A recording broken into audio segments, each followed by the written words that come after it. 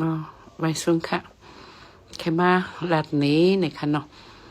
กำพองว่าให้หังเป็นมาลักไม่เสียอ่อนไม่เสียอ่อนเหตุการณ์ลีปวดอันไหนเป็นดึงมาลักอูโนในเขาอ๋ออันไหนเต้เนี่ย ปอเฮาหูเอาจองเอาจูหลังตังฉ่ำมาตะลาเนี่ยเฮาเป็นไรมาลักเฮากับจังไหนในลองตั้งว่าเฮาในจัดก่อนเฮากับลักเปิ้นมาเป็นขึ้นมาลักเฮาในค่ะอ๋อลัดนี้ว่าจัดก่อนแม่ชาอ่อนเป็นผู้ลักมา มันปองว่าในเฮาค่ะอ๋อก็กะเฮาเฮ็ดการลีอันว่าในนี่เพราะว่าเฮาญา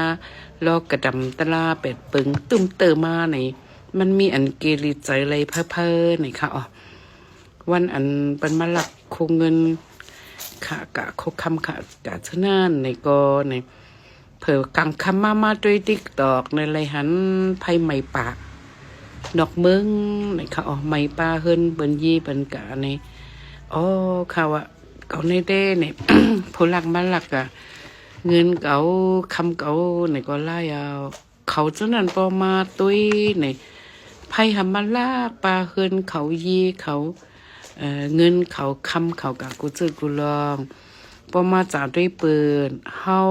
ตั้งตึกเป็นอันสาใจอยู่เนาะไหนก็เกลิใจไหนค่ะอ๋อ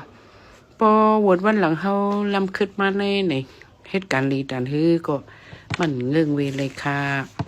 วดอันว่านั่นก็มันใจว่ามันป่อเป็นมาหังมันเป็นจัดก่อนเฮาหลักเปิ้นมาไหนค่ะอ๋อต่ออันไรเป็นแม่ห้างแม่ไม้จังไหนก็ มันต้องมีปืนมันก่อนค่ะอ้ออาจองอาจูลองตั้งมันมีก่อนค่ะอ้อเพราะว่าใครยินว่าก็พังเลเป็นแม่ห้างจังไหนก็ก่อนแม่นมากค่ะเลคาเดมาไข่ในแปลงนางอันคาเลยหูชอมช้ำมาตะลานั่นไหนค่ะเพราะว่าวดวันหลังเขาล้ำขึ้นมาเนี่ยเขาเหตุการณ์ดีแต่อันนี้ก็มันไปรอดเลยค่ะก้อยกะอันค่ะใครมาลัดนี้เนี่ยผู้หลักมาหลักกะเงินค่ะคำค่ะอะไรกะก็เนี่ยมันหลักอะไรสีตนาค่ะอันค่ะหักเหนือศาสนาอันค่ะอะไรเล่งการเล่งเกี้ยงจะไหนในอำลักเลยค่ะเด็กขึ้นสืบเล่งกว่าแทงเด็กขึ้นสืบเอากู้สู่กับซ้อมกับแทงนี่มาใครนี้จะหนักไหนค่ะ